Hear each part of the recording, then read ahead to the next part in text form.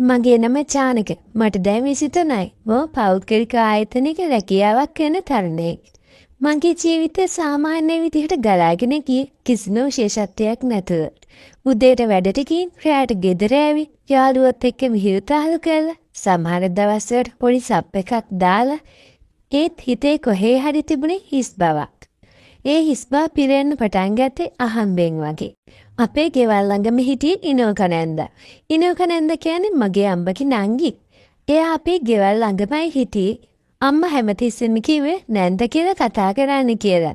ඉතින් මම හැමදාම කිව්වේ ඉනෝකනන්ද කියලා. ඉනෝකනන්ද කියන්නේ නමට විතරක් නෙවෙයි. ඇත්තටම බොහොම ලස්සන ඇඟපත හොඳට තියෙන ගැහණියක්. උස මහත සමනව තියෙන හැමදාම පිළිවෙලට ඉන්න ඇය දිහා බලද්දි ඕනෑම පිරිමියෙකුගේ හිත ආසාවක් ඇති වෙන තරම් රූමත් ගැහණියක්. එයාගේ මහත්තයා හිටියේ පිටරට. ඒ නිසා වැඩිපුරම ගෙදර හිටියේ ඉනෝකනන්ද විතරයි. මේ නිසා අපේ පවුලත් එක්කත් විශේෂයෙන්ම මාත් එක්කත් ඉනෝකනන්ද ගොඩාක් සමීප වුණා. මම පුරුදු වෙලා හිටියා හැමදාම වැඩයිර ගෙදර යනකොට ඉනෝකනන්දගේ ගෙදරට ගියේ එයා එක්ක ටිකක් කතා කරලා යන්න. සමහර දවස්වලට එයාමට කෝපි එකක් හදලා දුන්නා.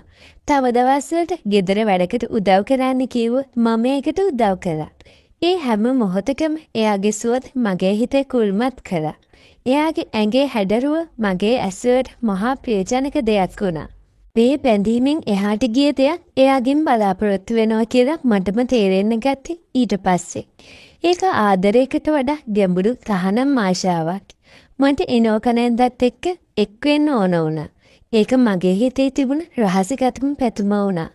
මම ඉනෝකනන්දගේ ගෙදර යන හැම වෙලාවකම මගේ එයාගේ ඇඟේ නතර වුණා.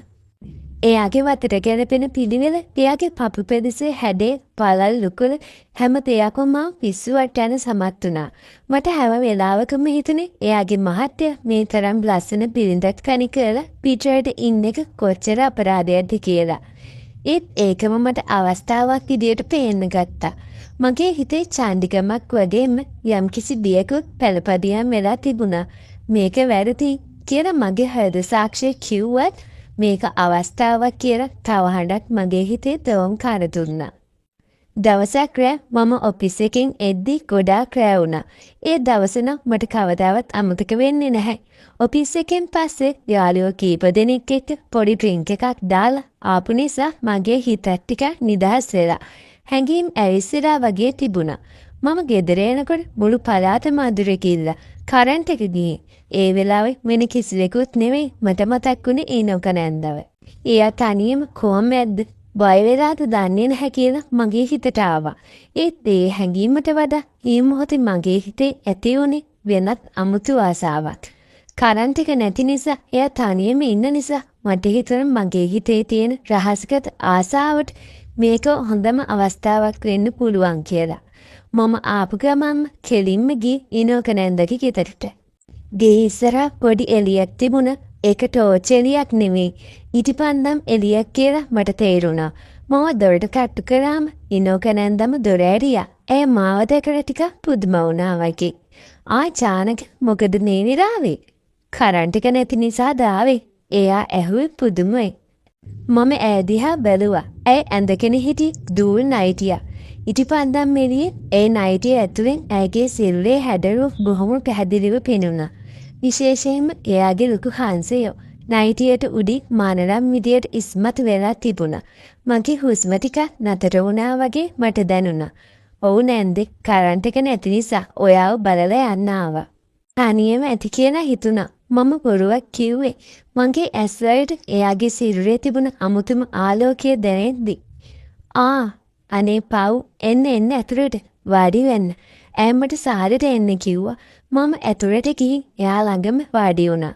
සාලේ තිබුණේ එකම ඉටිපන්දම් එළියක් විතරයි.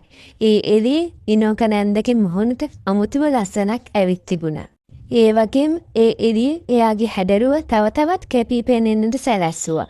මට මගේ හැඟීම් පාලනය කරගන්න බැරි වුණා. මගේ හිත ඇතුලේ මට කෑ ගහන්න හිතුණා. මේ තමයි අවස්ථාව කියලා. නැන්දේ අද ටිකක් මහන්සි. මම කිව්වේ බොරුවක්. මහන්සිය නෙවෙයි. මගේ ඇතුලේ ඇවිලෙමින් තිබුණ ආශාව මාව නිහඬ කරලා තිබුණා. බීලා නේද ආවේ?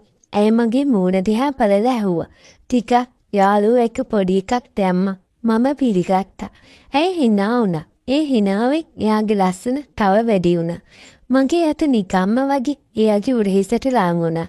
එයාට ඒක දැනුණත් එයා ඒක ගණන් ගත්තේ නැහැ වගේ. මගේ හදවත වේගයෙන් ගැහෙන්න ගත්තා. මේ වෙලාවෙත් මට ඕන වුණේ එයාගේ සමීපත්වයේ විතරයි.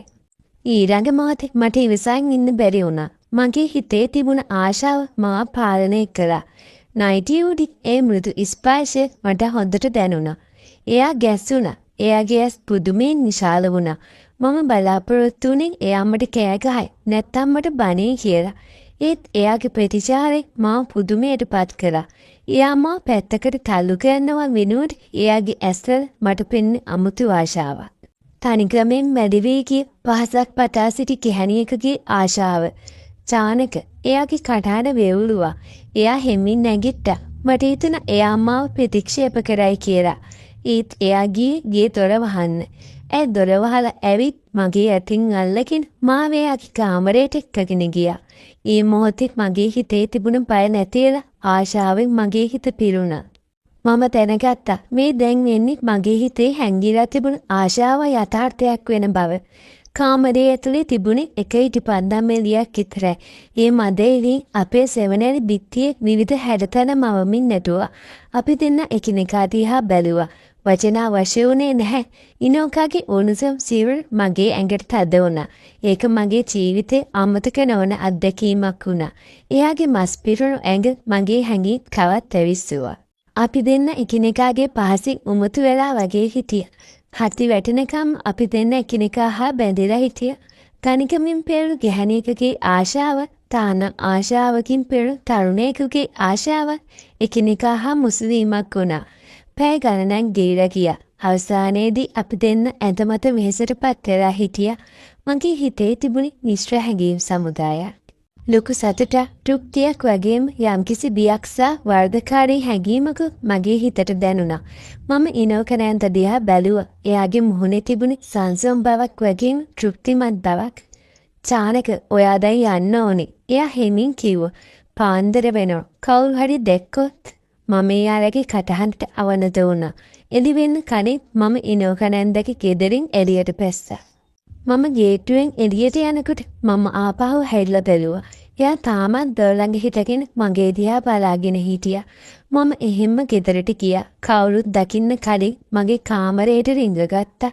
ඒ සිදුවීමෙන් පස්සේ අපේ සම්බන්ධය රහසෙම දිගටම පැවතුණා. ඉනෝකනෑන්දගේ මහත්තයා ලංකාවට එනකම් අපි දෙන්න රහසිගතව එකිනෙකා හමු වුණා.